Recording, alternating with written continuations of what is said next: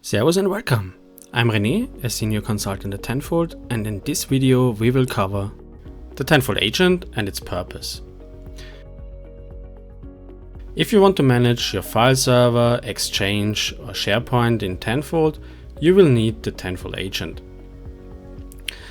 In essence, it's a satellite for Tenfold that covers everything that has to do with PowerShell.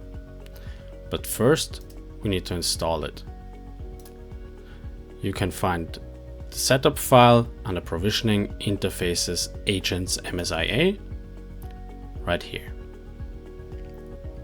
Please note that the Tenfold agent can only be installed on a Windows server. It is not recommended to install it directly on the Exchange or SharePoint server, so either install it on the Tenfold server itself or on a different VM running Windows Server or any other Windows powered device.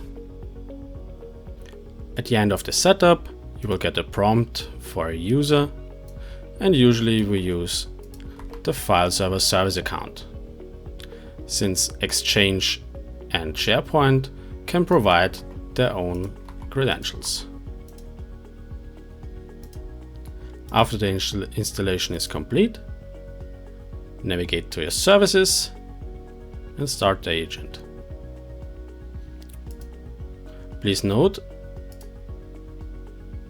that the user which is used for the agent installation must be local admin on this machine.